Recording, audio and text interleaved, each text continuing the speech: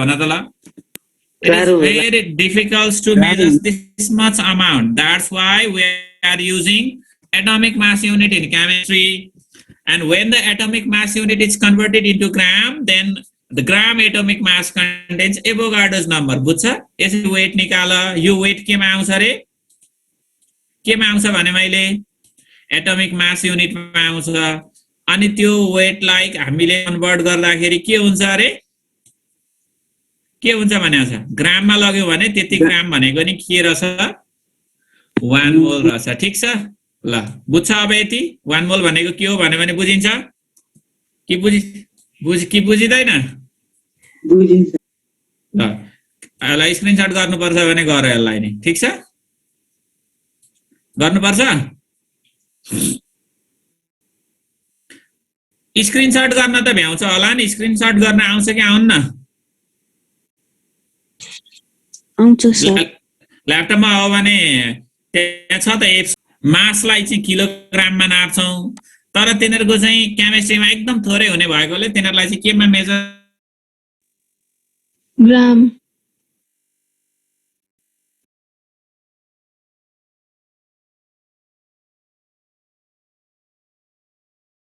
Hello हुन्छ रे धेरै इलेक्ट्रिसिटी कन्ज्युम गर्ने डिभाइसलाई तिमी तलपट्टिको स्विचमा जोड्छौ कि माथिपट्टिकोमा के गर्ने गरे तलपट्टि त्यो हेभी भन्छ अलि तलपट्टि पावर सकेटहरु राखेको हुन्छ नि हामीले त्यो 15 एम्पियर हुन्छ अनि माथि यो हाम्रो रुमको स्विचहरुसँग राखेको चाहिँ 5 एम्पियर करेन्ट आउँछ त्यहाँ बुझ्दैछ त्यही भएर हेभी डिभाइसहरुलाई हामीले तलपट्टि पावर सकेट भनेर छुट्टै राखेका हुन्छौं हो सर अब यो अर्को चाहिँ हामीले अहिले पढ्नु पर्दैन यो 11 क्लास तिर पढ्छौं अब यसको नाम चाहिँ सम्झिने luminous intensity it is related to the light emitted amount of or the intensity of light को इन्टेन्सिटी सँग रिलेटेड हुन्छ यो लुमिनियस इन्टेन्सिटी भनेको के सँग रे कुनै सोर्स बाट आएको लाइट सँग यो हामीले अहिले पढ्नु चाहिँ पर्दैन सम्झिदाखेरि चाहिँ क्यान्डेला भन्छ क्यान्डल CANDL क्यान्डल क्यान्डलमा यो थप्यो भने क्यान्डेला त्यसरी सम्झे पनि भयो लाइट चाहियो भने हामी क्यान्डल बाल्छौं त्यहाँ क्यान्डेला आउँछ भने पनि भयो ठीक छ अब फन्डामेन्टल युनिट भनेको यिनीहरु mass kilogram second candela ampere and mole others are derived why they are fundamental unit because they do not depend on other unit right yes sir do you know so look here once again like what is the unit of volume meter cube Q is fundamental or derived unit derived unit why it is derived unit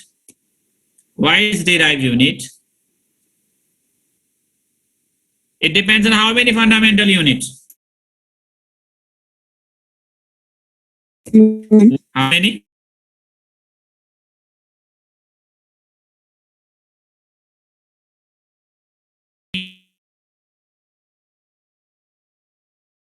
metre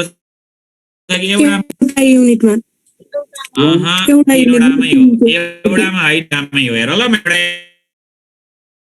example देख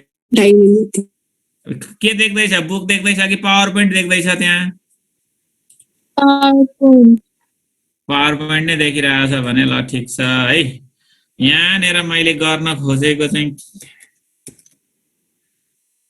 म blank presentation नै निकाल्छु ल blank okay के गर्न खोज्दैछु भने what is the SI unit of speed tell me speed को unit के हो call speed is measured in meter per second right meter per second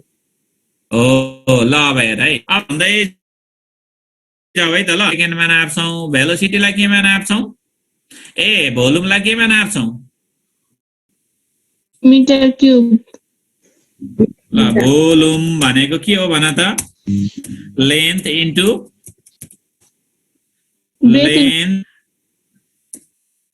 breadth into height length is measured in meter breadth is also measured in length into breadth into height unit लेन्थलाई केमा नाप्छौ Meter. Metre अनि फेरि अर्कोलाई पनि metre अनि फेरि अर्कोलाई पनि मिटर के भयो मिटर क्यूब ठीक छ मैले लेखेको हैन यसरी ल अब यो चाहिँ मिटर क्यूब भयो सो अब यहाँ हामीले लेख्दा कसरी लेख्नु पर्छ भने अहिले म तिमीलाई यहाँ उ गरौँला अब यो इज डिराइभ युनिट अब यहाँ लेख्दा चाहिँ कन्क्लुजन पनि त लेख्नु पर्छ पर्दैन के पनि लेख्नु पर्छ अरे हो द युनिट अफ भोल्युम भोल्युमको युनिट के हो रे मिटर क्यूब इज मिटर क्यूबलाई यसरी लेख्नु पर्छ हैन त के होइन डिराइभ युनिट यो कुन युनिट रे derive unit because it contains 3 fundamental units of length बुझ्छ तीनवटा फन्डामेन्टल युनिट छ सबै के हो त लेन्थ दैट इज भनेको यस्तो हो मिटर एन्ड मिटर हो के होइन Yes, sir. तीनवटा फन्डामेन्टल युनिटले बनेको छ तर त्यो के हो मिटर हो ठीक छ तर यो चाहिँ डिराइभ हो भनेको fundamental unit it is made of more than 2 fundamental unit but all these units are same understood अब त्यहाँ डेफिनेसनमा पढ त अब अर्को म भन्छु यसै अर्को के रे यस्तै द युनिट अफ अब म एउटा एक्जाम्पल दिँदैछु स्पिडको युनिट निकाल्न खोज्दै ठीक छ ओके सर ल स्पिड भनेको के हो डिस्टेन्स बाइ टाइम मा एकैचोटी मिटर पर सेकेन्ड लेख्न मिल्छ कि मिल्दैन स्पिड इज इक्वल्स टु ल मिल्दैन भने इक्वेसन ल्याउनु पर्यो हैन speed is equals to x by y fraction या ल speed is equals to distance or displacement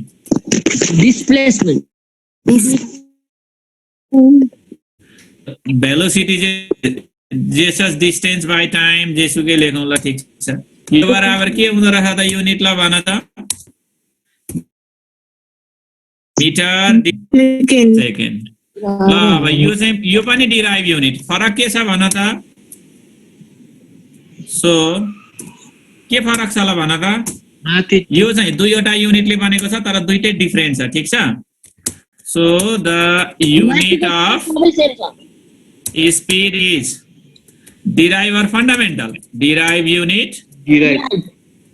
because it depends on 3 or 2 two fundamental unit because it depends on the unit of length and time भन्दा पनि हुन्छ because it depends on the unit of length and time unit of length भनेको के हो भन त Meter. unit of length that is meter ठीक छ and unit of time that is के हो unit of time भन त ल Second. that is के हो रे यो चाहिँ सेकेन्ड छ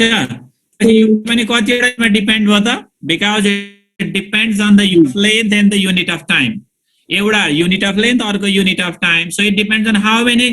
fundamental unit all together 2 volume depends on how many fundamental units 3 fundamental unit very good अब कसैले तिमीलाई मिटर स्क्वायर भनेको फन्डामेन्टल कि डिराइभ युनिट भन्यो भने के भन्छौ Derived unit. फन्डामेन्टल लेख्ने डिराइभ युनिट तर के हो it has 2 units of length लेख्नु पर्छ बुझ्छ it depends on the 2 unit of length it depends on 2 unit of length but both of the units are same so metre square भनेको पनि के हो रे फेरि अर्को लेख्दै छु ल म यहाँ अर्को सेन्टेन्स ठीक छ यहाँ हेर है मिटर के हो रे अब ल यति यसलाई यसो गर्दियौं स्पिड भनेको यो भयो यसलाई यसो गर्दियौं ठीक छ अब अर्को चाहिँ के लेख्न खोज्दैको भने मैले अब अर्को के मिटर स्क्वायर भनेको के हो फन्डामेन्टल कि derive unit Derived unit. meter square is also Derived unit. derived unit because it on the two Fundamental unit of length. length that is के भन त 2 unit of length Meter, meter Meter. and meter. meter भनेपछि हामीले बुझ्नु पर्ने कुरा चाहिँ के रहेछ भने नि के रहेछ ल भन त फन्डामेन्टल अथवा डिराइभ युनिट हुनको लागि फरक फरक हुनुपर्छ भने छ त छैन नि त्यहाँ होइन if it depends on 2 or more than 2 unit that's derived unit so the involved unit may be same or different बुझ्छ दुई वा दुई भन्दा बढी युनिट सँग डिपेन्ड हुने मात्रै भनेको छ भनेपछि त्यो दुईवटा युनिट सेम पनि हुन सक्छ अथवा डिफरेन्ट पनि हुन सक्छ हो कि हैन भन त Yes, Yes, sir. sir. बुझा कि बुझेको छैन बुझिएन भने है यति नै यहाँ अरुमा जानु पर्यो बुझ्दैछ कुरा Yes, sir. त्यही भएर मीटर पर सेकेन्ड पनि डिराइभ युनिट मिटर स्क्वायर पनि डिराइभ युनिट फरक के रहेछ त what is the difference between this two things के रहेछ फरक meter square there are the same two involves fundamental units are the unit of length understood two involves fundamental units are the unit of length but in another meter per second two involves units are one unit is the unit of length and another unit is the unit of time understood Yes, sir. बुझ्यो कि बुझिएन यहाँसम्म यहाँ यी power point मैले लेख्न यति यहाँ लेखेको कुरा बुझ्नु पर्यो ठीक छ कसैले केही बुझिएन भने सोध्नुस् ल अब मलाई भन त newton fundamental derive unit the unit of force is fundamental or derive unit Derived unit. why it is derived unit call किन what is the unit of force उसको युनिट के हो न्यूटन अनि न्यूटन त यहाँ मात्रै छ त कसरी डिराइभ हो त the unit of force Newton is derived unit prove that the unit of force Newton is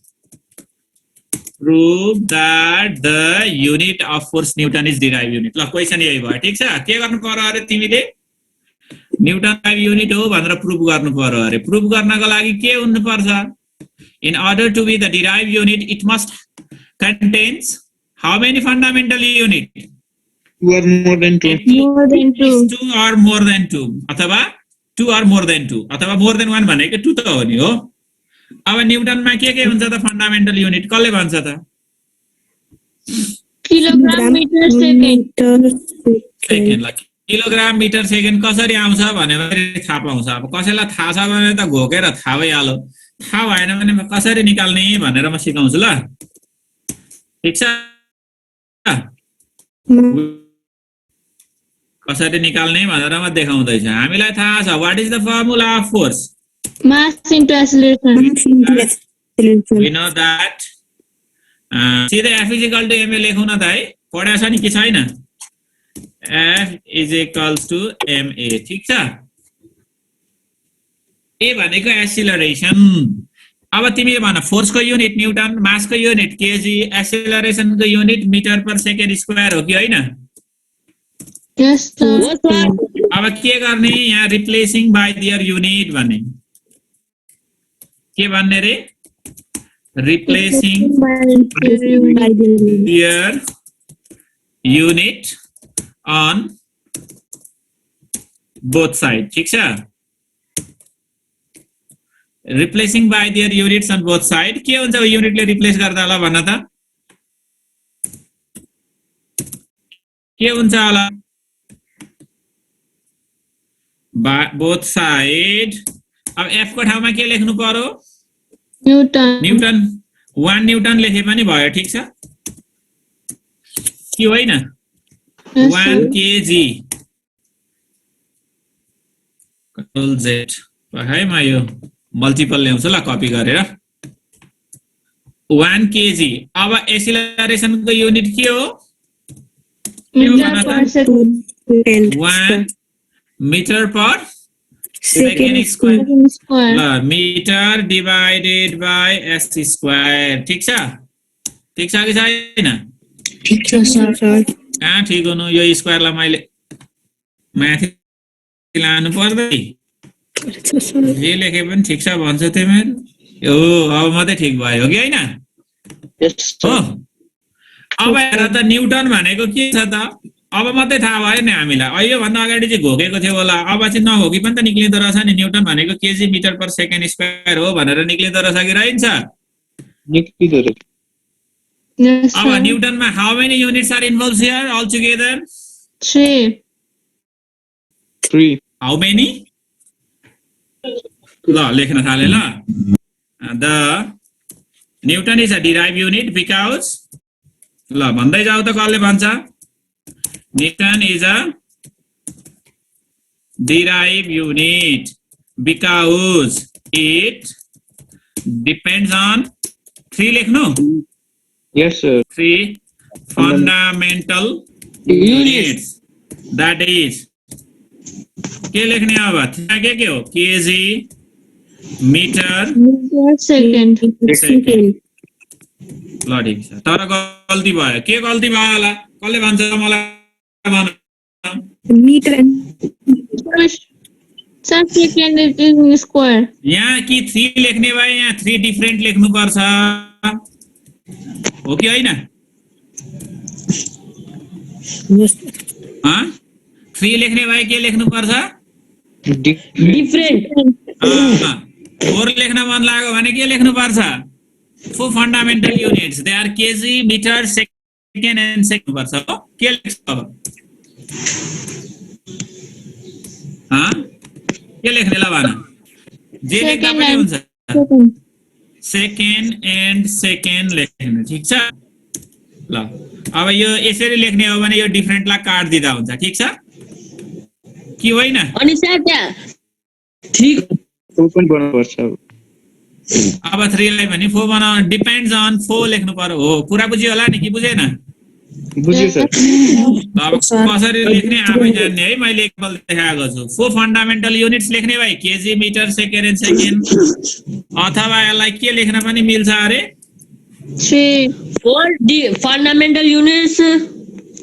अथवा यसलाई के पनि लेख्न मिल्छ ल भन अर्कोमा लेख्दाखेरि के लेख्नु पर्छ माथिकै कपी गरेर भने किन धेरै बेर लेख्नु हो कि हैन Yes, sir. हो सर सजिलो छ नि बोर्डमा भन्दा हैन लेख्ने हेर त ल ल हेर। ल newton is a derive unit because it depends on 4 लाई काट दिन्छु 3 डिफरेन्ट फन्डामेन्टल युनिट यो 3 र डिफरेन्टलाई अघि कट गरेको छ यसलाई नकाट्ने अनि यो लास्टको सेकेन्डलाई हटाइदिने हटाएर जसरी एक हटाइदिनु। इट डिपेन्ड्स अन ल भयो कि भयो त ल भयो सर माथि 3 डिफरेन्टलाई काट्दिउँ है त ल यसरी जसरी लेख्न मन लाग्छ त्यसरी लेख्नुहोस् है त बुझ्नुभयो कि बुझ्नु भएन हजुरहरूले एउटा यसरी सोध्यो भने 2 मार्क्समा सोध्छ कति मार्क्समा सोध्छ अरे 2 marks. 2 मार्क्समा सोध्छ मार्क्समा सोध्यो भने त रिजन पनि चाहियो नि त तिमीले डिराइभ युनिट मात्रै भन्दा हुँदैन नि unit to so it how can you prove that भनेको छ प्रुभ गर्नु भनेको छ भने त यसरी लेख्नुपर्छ ल यो लेख्दाखेरि 3 लेख्यो भने डिफरेन्ट पनि लेख्नुपर्छ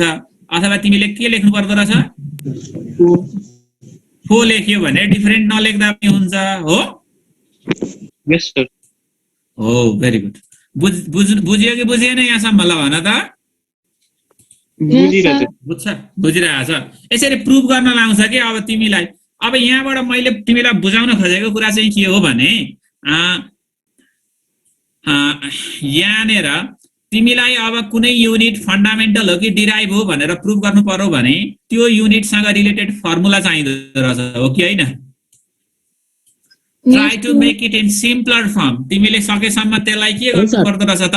सिम्पल फर्ममा लैजानु पर्दो रहेछ हो अब म एउटा ल what is the unit of power Watt. Watt अब वाटमा चाहिँ के हुन्छ अघि तिमीले कसले भन्दै थियौ मलाई KG metre per second square भनेर त्यस्तै वाटमा के हुन्छ भन्न सक्छ Newton meter second. न्युटनलाई मीटर सेकेन्ड रङ किन रङ भन त ल न्युटनको केजी र मिटर सेकेन्ड हुन्छ न्युटन राख्नै पाइँदैन हो डिराइभ युनिट हो फन्डा भनेर प्रुभ गर्नु पर्यो भने न्युटन भनेको फन्डामेन्ट त्यसलाई we should express it in terms of fundamental unit त्यो 7 वटा बाहेक अरु लेख्नै पाइँदैन मीटर सेकेन्ड हो न्युटनलाई पनि कन्भर्ट गर्नुपर्छ अब ल युनिट अफ यहाँ हेर ल बुझ्दैछ न्युटन पनि राख्न पाइँदैन के युनिट अफ पावर के हो वाट हो कि हैन हो सर अर्को जुल हो unit of power watt is derived unit ल we know that अब हामीलाई फर्मुला के थाहा छ p जस्तो के होला भन्न त हजुर पावर भनेको के हो रे Work divide time. टाइम ल वर्क डिवाइडेड बाइ टाइम हो भने एकै मिनेट है यहाँ म गर्दै जान्छु अनि भएन भने म स्लाइड राख्छु तिमीहरूलाई चाहिन्छ भने तीबाट पढे पनि हुन्छ अहिले don't worry about it okay Divide time. T चाहिँ के स्मल हो के होइन हो सर अब वर्कलाई तिमीले फन्डामेन्टल युनिटको टर्ममा भन्न सक्छौ भने भनिएन भने फेरि वर्क के गर्ने वर्क भनेको के हो भन त ल एफ इन्टु डी हो कि होइन Yes, sir. F into D गर्ने हो एफ इन्टु डी गरेर लेख्ने एफ ल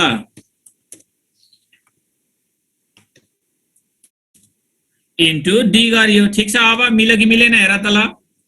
अब आउँछ तिमीलाई के आउँदैन अब लेख्न सकियो भने ठिक छ अब तल रिप्लेस गर्ने सकिँदैन भने अझै यसलाई के गर्ने सिम्प्लिफाइड फर्ममा लेख्ने